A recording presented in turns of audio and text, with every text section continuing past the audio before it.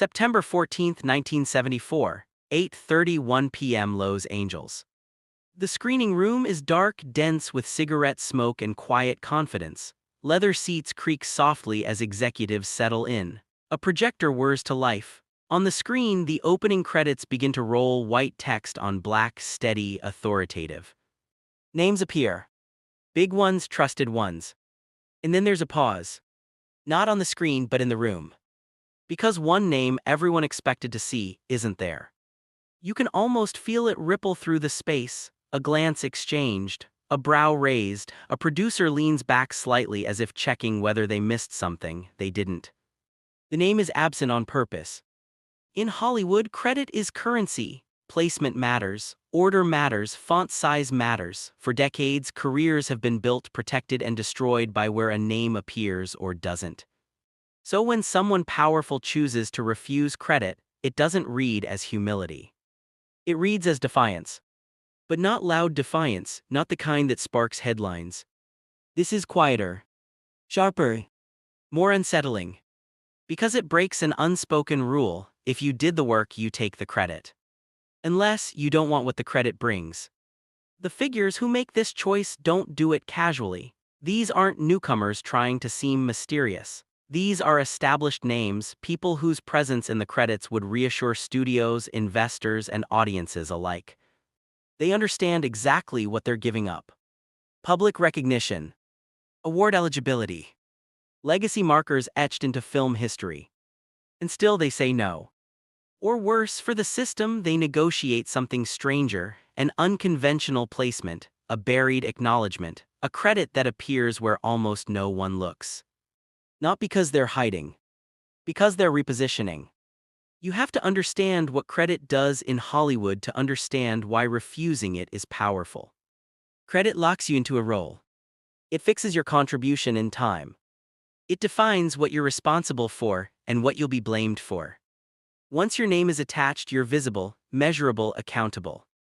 And visibility over time becomes a leash. The industry can point to you, summon you, pressure you. Credit is not just acknowledgement, it's access. And access can be exploited.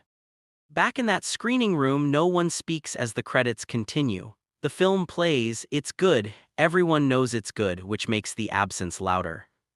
Because someone influential shaped this, someone with enough authority to say, I don't need my name there. That decision doesn't come from insecurity. It comes from leverage. Psychologically, refusing credit requires an unusual level of ego regulation. Hollywood conditions people to equate visibility with value, to believe that if you're not seen, you're being erased. But the people who refuse credit have already internalized something else. Their value is established. What they're managing now is exposure. Exposure brings expectations.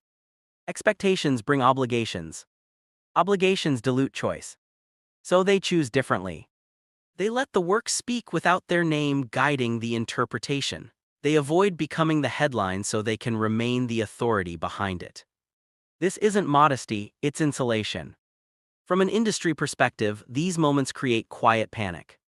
Because credit systems are how Hollywood tracks power: who gets top billing, who commands final say, who can walk away. When someone influential steps outside that system, refuses to be logged, indexed, and archived in the usual way, it introduces uncertainty. Who do you negotiate with next time? What leverage do they have now? What precedent does this set? Studios don't like questions they can't quantify. And this one can't be. The downstream effects don't show up immediately. There's no press release about the missing name, no scandal, no backlash. Instead, there's a shift in tone. Future meetings feel different. Contracts are drafted more carefully. Assumptions about availability soften. The industry begins to treat this person less like talent and more like a variable. And variables have power. Emotionally, this choice carries weight. To refuse credit is to step away from applause you've earned, to watch others accept praise for something you shaped, to sit quietly as narratives form without your name guiding them. That restraint is not easy. But it buys something rare in Hollywood: freedom from expectation. You're no longer required to explain, or repeat, or maintain momentum. You've stepped sideways out of the spotlight, and that changes how the spotlight behaves around you. What begins as a single missing name becomes a pattern, a signal. Others notice, agents notice, executives notice, the idea spreads not widely but precisely. Credit, it turns out, isn't the only way to exert influence. Sometimes refusing it increases your leverage. Because the industry can't fully account for you anymore. That night in the screening room ends without comment, people file out, conversations resume, deals continue. But something fundamental has shifted. Hollywood has been reminded of a dangerous truth. Recognition is optional. Control is not.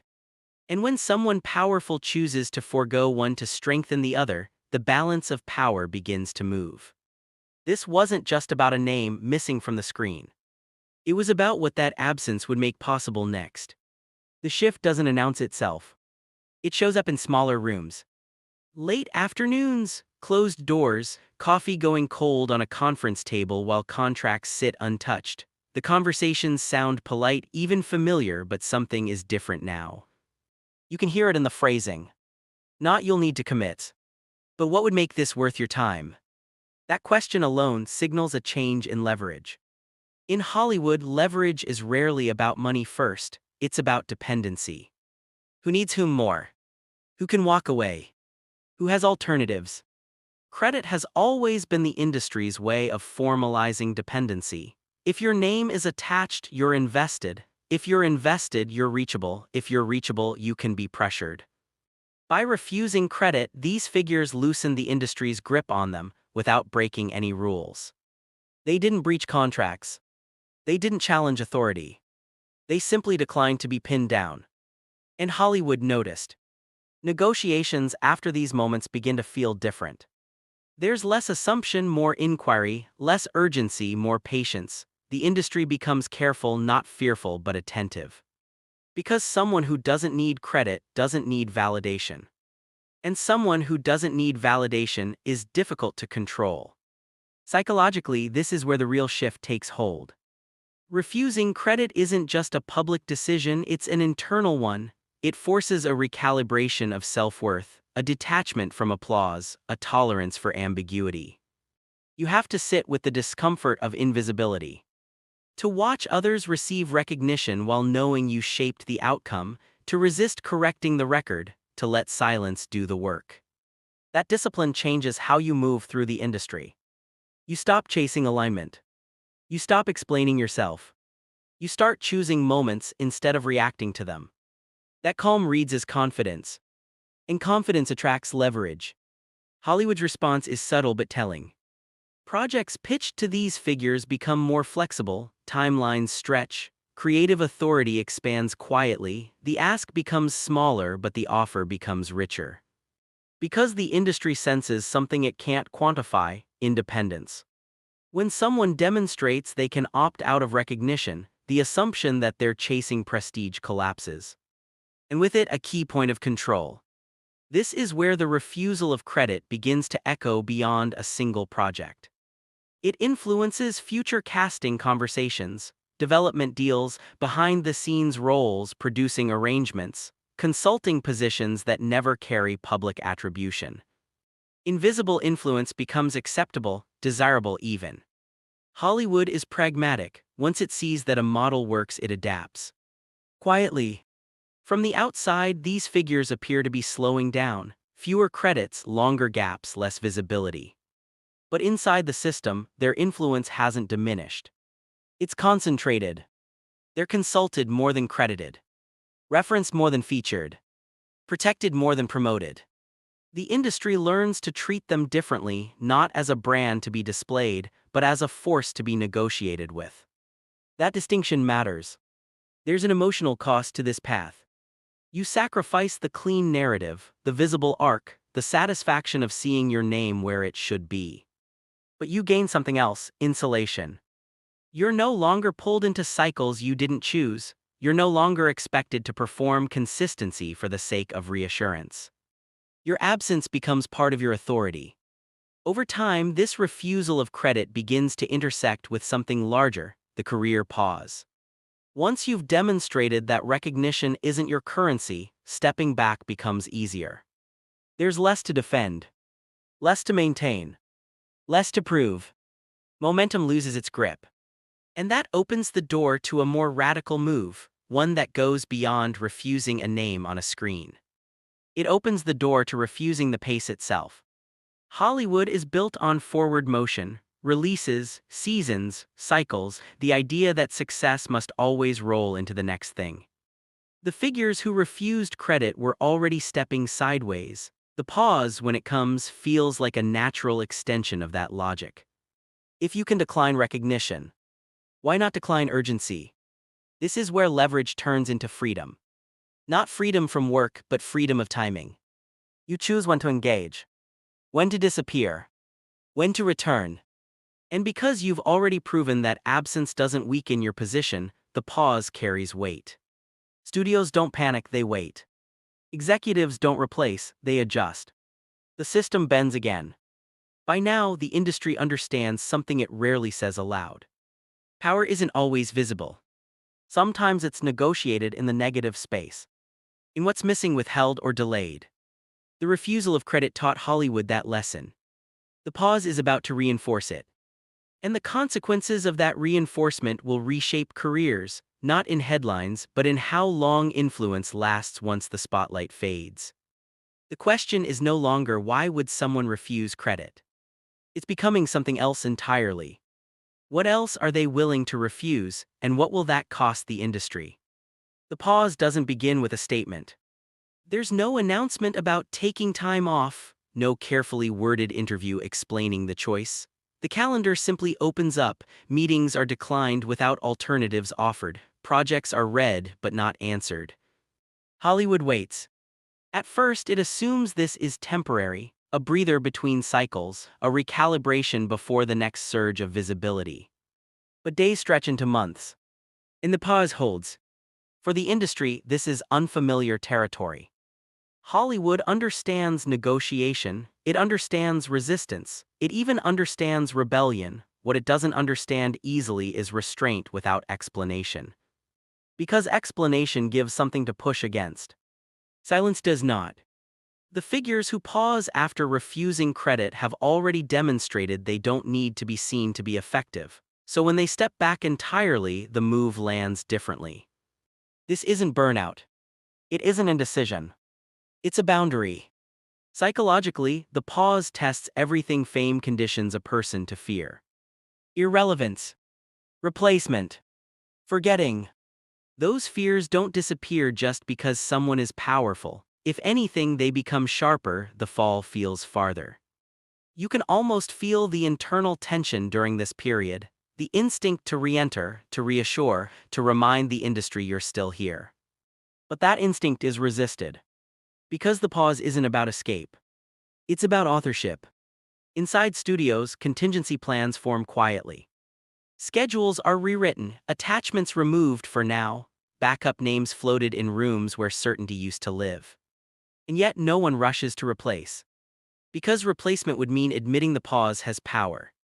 Instead, the industry hedges, it waits, it leaves doors open longer than usual, it avoids closing options that might need to reopen.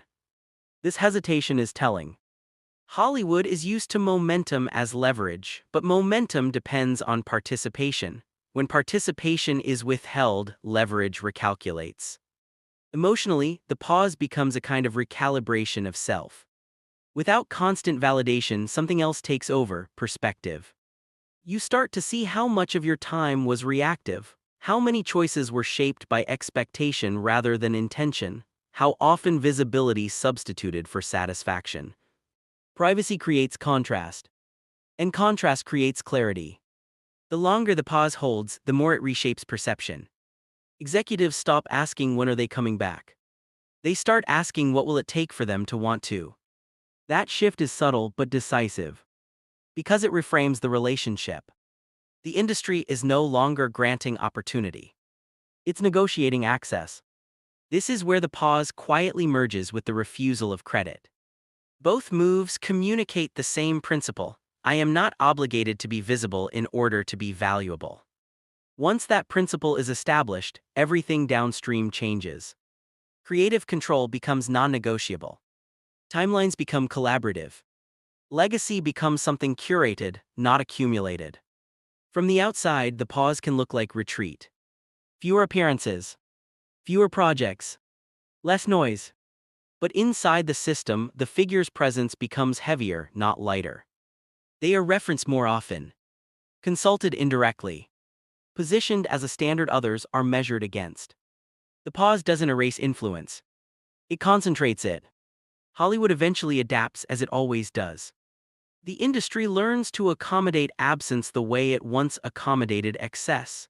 It begins to treat privacy not as a liability but as a signal of authority. Those who can afford to step back and choose to are understood to be operating on different terms. And those terms command respect. The pause holds long enough to prove its point. That momentum is not ownership. That credit is not control. That silence can be strategic.